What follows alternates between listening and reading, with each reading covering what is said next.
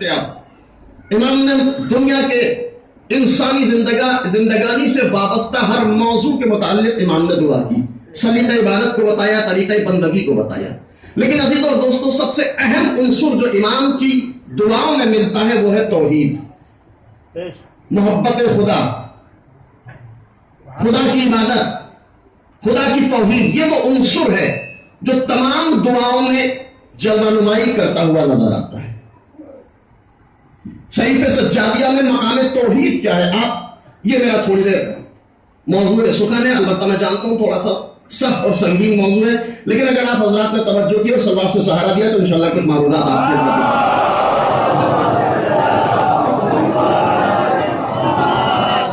امام فرماتے ہیں الحمدللہ، پہلا جملہ 56ویں دعا کا جس کو سرنامہ سخن قرار دیا ہے. مولا فرماتے ہیں الحمدللہ الذی تجلی للقلوب بالعظمہ، تمام تعریفیں اس خدا کے لیے کہ جو دلوں کے لیے تو روشن اور واضح ہے، واحتجب عن الابصار بالقدرۃ، جو دلوں کے لیے تو روشن اور واضح ہے لیکن آنکھوں سے نہا اور پوشیدہ ہے.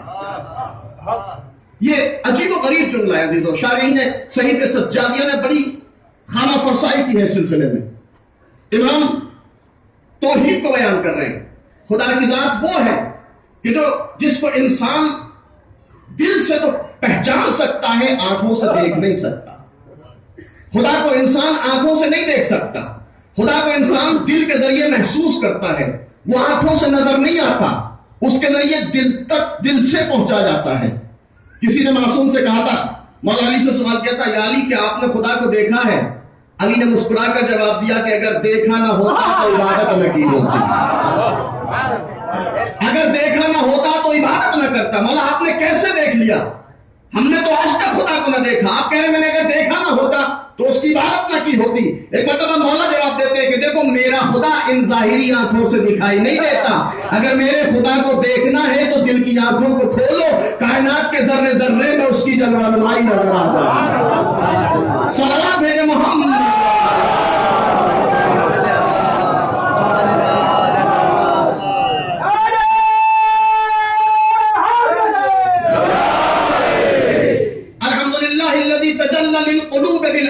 تمام تعریفیں اس خدا کے لیے جو دل کے لیے واضح اور روشن اور درخشاں لیکن آنکھوں سے پوشیدہ اور نہا. لیکن یہ انسان کی مشکل ہے کہ اس نے انسان نے خدا کو آنکھوں سے تلاش کرنا شروع کیا، آنکھوں سے دیکھنا شروع کیا. خدا کہیں نظر نہیں آتا. ہم جہاں جاتے ہیں ہر جگہ خدا کو تلاش کیا، ہمیں خدا کہیں نظر نہیں آیا. پالنے والے ہم نے آسمانوں کو دیکھا، بلندی تھی تو نہ تھا. زمین کو دیکھا، وسعت تھی تو نہ تھا. درختوں کو دیکھا، فطرت تھی تو نہ تھا. پھولوں کو دیکھا، خوشبو تھی تو نہ تھا. غنچوں کو دیکھا، مہک تھی تو نہ تھا. ڈالیوں کو دیکھا، لچک تھی تو نہ تھا. آدم کو دیکھا، علم تھا تو نہ تھا. موسیٰ کو دیکھا، ہیبت تھی تو نہ تھا.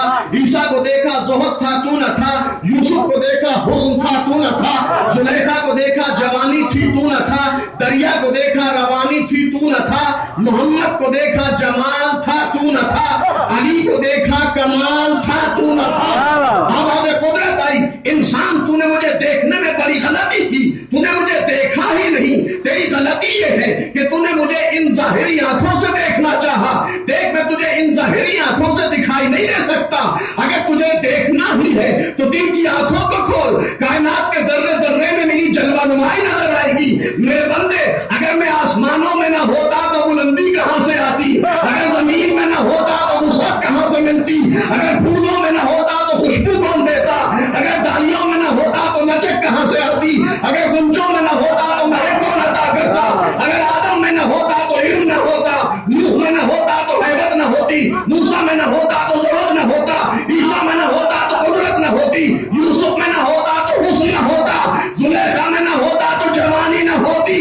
دریا میں نہ ہوتا تو روانی نہ ہوتی. محمد میں نہ ہوتا تو جمال نہ ہوتا. علی میں نہ ہوتا تو کمال نہ ہوتا. صلوات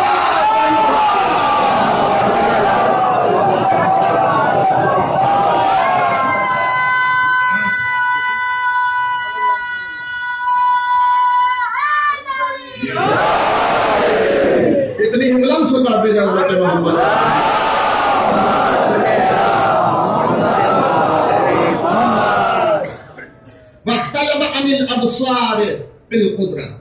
خدا کی ذات وہ ہے. توجہ چاہتا ہوں دوستو، میں نے عرض کیا کہ تھوڑا سا موضوع سنگین اور ثقیل ہے، لیکن آپ توجہ کریں گے انشاءاللہ کچھ باتیں پیش کروں گا. مولا سجاد فرماتے ہیں ذات خدا وہ ہے جو دل کے ذریعے، جو قلوب کے ذریعے جس کو پہچانا جا سکتا ہے لیکن آنکھوں سے دکھائی نہیں دے سکتا. واختلف عن الابصار بالقدرت ہے، اس کی قدرت ان آنکھوں سے نظر نہیں آ سکتی. اس تک پہنچنا ہے تو دل کے دروازوں کو کھولنا. اس کے بعد مولا فرماتے ہیں بل الابصار تثبت لرؤیتہ، ان آنکھوں سے، اس ظاہری بصارت سے خدا کو نہیں دیکھا جا سکتا. بل الاوہام تبلغ کنہ معرفتہ، عقل کے ذریعے اس کی معرفت حاصل نہیں کی جا سکتی. نہ آنکھوں سے اس کو دیکھا جا سکتا ہے، نہ عقل کے ذریعے اس کی ذات کو پہچانا جا سکتا ہے. مولا امیر المومنین حضرت علی بن طالب علیہ السلام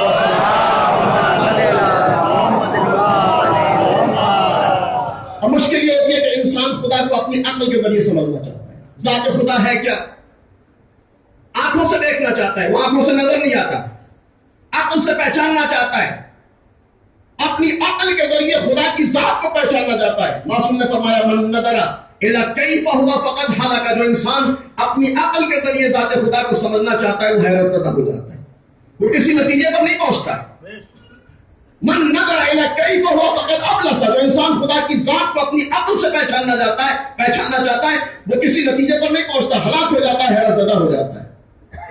مولا علی نجف اللہ میں فرماتے ہیں انسان توجہ چاہتا ہوں دیکھو، انسان تیرے بس کی بات نہیں، پوری توجہ کیجیے گا، ذات خدا عقل سے نہیں پہچانی جا سکتی. مولا فرماتے ہیں انسان تیرے بس کی بات نہیں کہ تو خدا کی ذات کو اپنی عقل سے پہچاننے کی کوشش کرے. تیرے لیے ممکن نہیں تو عقل کے ذریعے خدا تک پہنچے.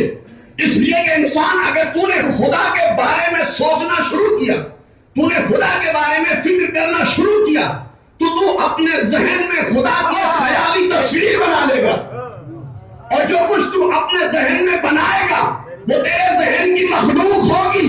انسان یہ یاد رکھنا، خدا مخلوق نہیں ہے، خدا خالق ہے. صلوات بھیجے محمد.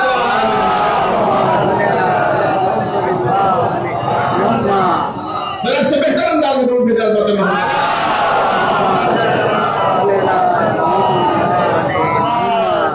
من نظر الی کیف هو فقد ہلک. امام سجاد سیف سجادیہ میں کہتے ہیں بل الاوہام تبلغ کنہ معرفتہ، خبردار تمہاری عقل اس تک نہیں پہنچ سکتی. انسان تیرے بس کی بات نہیں، اس کو پہچاننا چاہتا ہے، اس تک پہنچنا چاہتا ہے، اس کی معرفت حاصل کرنا چاہتا ہے تو اس کی ذات سے اس کی معرفت حاصل نہیں کر، اس کی مخلوقات کو دیکھ کر اس کی معرفت حاصل کر، اس کی موجودات کو دیکھ کر اس کی معرفت حاصل کر، اس کی مصنوعات کو دیکھ کر اس کی معرفت حاصل کر. قرآن نے بھی اعلان کیا قل انظروا ماذا فی السماوات وما فی الارض. میرے حبیب ان لوگوں سے کہو کہ دنیا اور دنیا کے اندر جو کچھ ہے اس میں غور و فکر کریں. افلا ينظرون الى الابل كيف خلقت، کہ یہ لوگ میرے حبیب کے، یہ لوگ اونٹ کو نہیں دیکھتے کہ ہم نے اسے کس حکمت سے خلق کیا. وَإِلَى السَّمَاءِ كَيْفَ رُفِعَتْ وَإِلَى الْأَرْضِ كَيْفَ سُطِحَتْ وَإِلَى الْجِبَالِ كَيْفَ نُصِبَتْ. میرے حبیب ان لوگوں سے کہو کہ لوگ اونٹ کو نہیں دیکھتے کہ ہم نے کس حکمت سے خلق کیا، کہ یہ لوگ آسمان کو نہیں دیکھتے کہ ہم نے آسمان کے شامیانے کو بغیر ستون کے کس طرح بلند کر دیا، کہ یہ لوگ زمین کو نہیں دیکھتے کہ زمین کے فرش کو کس طرح بچھایا، کہ یہ پہاڑوں کو نہیں دیکھتے کہ زمین کے بیلنس کو برقرار رکھنے کے لیے پہاڑ جیسی میخیں کس طرح رس کی. میرا قدرت یہ اعلان کر رہی ہے کہ اگر مجھے پہچاننا چاہتا ہے تو میری مخلوقات کو دیکھو، میری موجودات کو دیکھو، میری مصنوعات کو دیکھو. جتنا میری مخلوقات میں غور و فکر کرتے چلے جاؤ گے میری معرفت حاصل ہوتی چلی جائے گی. جتنا لیکن دیکھو میری مخلوقات میں غور و فکر کر کے میری معرفت حاصل کرنا، میری ذات میں غور و فکر نہیں کرنا. میری مخلوقات، میری موجودات، میری مصنوعات میں غور و فکر کرنا، میری ذات میں غور و فکر نہیں کرنا.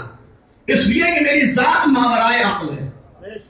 تم مجھے عقل کے ذریعے نہیں پہچان سکتے، میری موجودات میں غور و فکر کر کے پہچانو. ہم عام انسانوں کو، عزیز و چوتھے امام کی مناسب مسجد سے ایک جملہ کہہ کے بات آگے لے جانا چاہتا ہوں.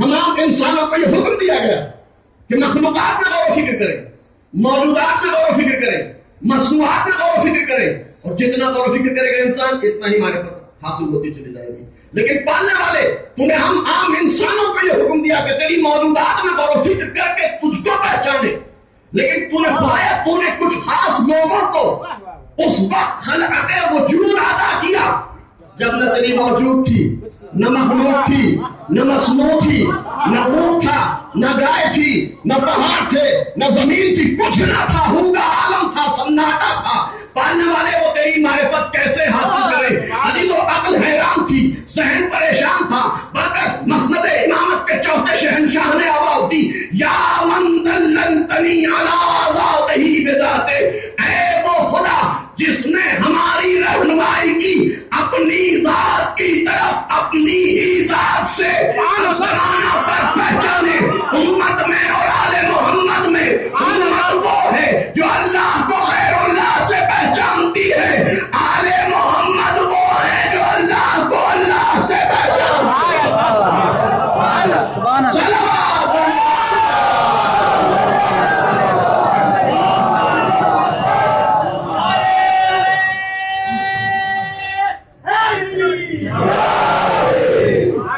ایک اور طرف پہ امت محمد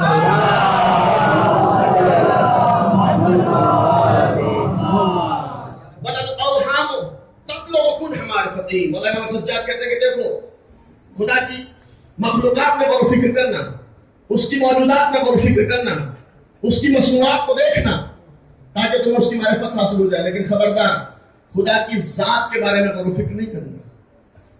من نظر الی کیف هو فقد ہلاک، جو انسان خدا کی ذات میں غور و فکر کرتا ہے وہ ہلاک ہو جاتا ہے، کسی نتیجے پر نہیں پہنچتا، اس لیے کہ ذات خدا خالق عقل ہے، ذات خدا ماورائے عقل ہے، لہذا عقل اس کے سلسلے میں کام نہیں کرتی۔ کہتے ہیں کہ شیخ بھائی تاریخ تشیع کے بہت بزرگ عالم، اپنے زمانے کے مشہور عالم، دانشور، فلسفی، حکیم، ان کی زندگی میں ایک واقعہ ملتا ہے کہ ایک دن اپنے کتاب خانے میں بیٹھے کسی موضوع کے بارے میں غور و فکر کر رہے ہیں، سوچ رہے ہیں، صبح سے دوپہر ہو گئی، دوپہر سے شام، مسلسل ایک جگہ پر بیٹھے کسی موضوع کے بارے میں غور و فکر کر رہے ہیں۔ شام کا وقت ہوا، جب عصر کا وقت ہوا تو نوکر سے نہیں رہا گیا، نوکر قریب میں آیا، آنے کے بعد کہنے لگا کہ آپ اپنے زمانے کے مشہور حکیم، مشہور عالم، مشہور فلسفی اور دانشور ہیں، آپ علمی مسائل کی گفتگیوں کو بڑی آسانی سے سلجھا دیتے ہیں، لیکن میں دیکھ رہا ہوں آج صبح سے آپ کسی مسئلے میں پھنسے ہوئے، مسئلہ حل نہیں ہو پا رہا ہے، بتائیے شاید میں آپ کی کوئی مدد کر سکوں۔ شیخ بھائی کہتے ہیں کہ بھائی مسئلہ اتنا عمیق اور سنگین ہے کہ جو تیری سمجھ میں بھی نہیں آئے گا تو میری مدد کیا کرے گا، جا تو اپنے گھر واپس چلا جا، کل آ جانا۔ نوکر نے یہ بات سنی، اپنے گھر چلا گیا، کل پھر دوبارہ واپس پہنچا شیخ بھائی کے مکان پر تو دیکھا کہ شیخ بھائی اسی عالم میں، اسی انداز میں، اسی جگہ پر بیٹھے ہوئے اسی طرح غور و فکر کے سمندر میں ہوتا سا۔ نوکر کے ذہن میں کل کا جواب موجود تھا، لہٰذا اس نے کچھ نہیں کہا، اپنے کاموں میں مشغول ہو گیا۔ صبح سے پھر دوپہر ہوتی ہے، دوپہر سے پھر شام ہوتی ہے، شیخ بھائی اپنی جگہ سے نہیں اٹھتے، صرف ضروریات اور رفع حاجات کے لیے، اپنے ضروری کاموں کو انجام دینے کے لیے اپنی جگہ سے اٹھنا، اسی طرح بیٹھے ہوئے غور و فکر کے عالم میں۔ جب دوسرا دن عصر کا وقت، اب نوکر سے بالکل نہیں رہے گا، وفادار نوکر، لیکن جاہل انفراد کچھ نہیں جانتا۔ ادھر شیخ بھائی اپنے زمانے کے مشہور معروف عالم، مشہور فلسفی، حکیم، دانشور، دوسرے دن عصر کا وقت آیا، نوکر سے نہیں رہ گیا، ہاتھ جوڑ کر کھڑا ہو گیا شیخ بھائی کے سامنے، کہنے لگا کہ میں کل سے دیکھ رہا ہوں آپ پریشان ہیں، میں آپ سے بار بار کہہ رہا ہوں کہ آپ بتائیں، شاید میں آپ کی کوئی مدد کر سکوں، شاید میں آپ کا کوئی مسئلہ حل کرنے میں آپ کی مدد کر سکوں۔ ایک مرتبہ شیخ بھائی اپنے اس نوکر سے کہتے ہیں کہ بھائی مسئلہ اتنا سنگین ہے، تیری سمجھ میں نہیں آئے گا، لیکن ادھر نوکر بار بار اصرار کر رہا ہے کہ بتائیے شاید میں کوئی آپ کی مدد کر سکوں، کل سے آپ پریشان ہیں۔ ابھی تو بڑا مشہور محاورہ ہے کہ ڈوبتے کو تنکے کا سہارا کافی ہوتا ہے۔ کل سے سوچ سوچ کر شیخ بھائی کا ذہن معروف ہو چکا ہے، اب کچھ سمجھ میں نہیں آ رہا ہے، ذہن کام نہیں کر رہا ہے، ادھر نوکر بار بار اصرار کر رہا ہے کہ بتائیے میں شاید کی مدد کر دوں، میں شاید آپ کی کوئی مدد کر سکوں۔ جب اصرار بڑھا تو شیخ بھائی کہتے ہیں کہ دیکھ بھائی مسئلہ یہ ہے کہ میں ذات خدا کے بارے میں سوچوں، میں جاننا چاہتا ہوں کہ ذات خدا ہے کیا۔ عزیزو، یہ ہم عام انسانوں میں بھی ہے کہ جب انسان شعور کی منزلوں میں قدم رکھتا ہے تو خدا کی ذات کے بارے میں سوچنا شروع کرتا ہے، خدا ہے کیا، اس کا مادہ کیا ہے، اس کا مٹیریل کیا ہے، وہ بنا کس چیز سے ہے، اس کا وجود کن چیزوں سے مل کر بنا۔ مولا کیا کہہ رہے، بلل اوہام تبلغ عن کن معرفت، خبردار عقل کے ذریعے اس کی معرفت تم کو حاصل نہیں ہو سکتی، عقل کے ذریعے اس کو پہچاننے کی کوشش نہیں کرنا، اس کی ذات کے بارے میں تعقل اور تفکر نہیں کرنا، اس کو پہچاننا تو اس کی آیات کے بارے میں، لیکن انسان ہے جو خدا کو اپنی ذات، خدا ذات ہے، خدا کو اپنی عقل کے ذریعے پہچاننا چاہتا ہے۔ خدا بنا کیسے، اس کا مادہ کیا ہے، اس کا مٹیریل کیا ہے، وہ کب سے ہے، کب تک رہے گا. عدیلو یاد رکھیے گا، ان الفاظ کا استعمال بھی ذات خدا کے لیے شرک تک پہنچا دیتا ہے. یہ ہماری مجبوری ہے کہ ہم ان الفاظ کا استعمال کریں، لیکن حقیقت یہ ہے کہ ذات خدا اس وقت بھی تھی جب نہ لفظ جب تھا، نہ تب تھا، نہ کب تھا، نہ الفاظ تھے، نہ معانی تھے، نہ مفاہیم تھے. وہ خالق الفاظ ہے، وہ خالق معانی اور مفاہیم ہے. لیکن انسان بیٹھتا ہے خدا کے ذات کے بارے میں غور و فکر کرنا. شیخ بھائی جی کہتے ہیں کہ میں ذات خدا کے بارے میں غور و فکر کر رہا ہوں. بیٹا بیٹھ جاؤ، ایک سب آپ جب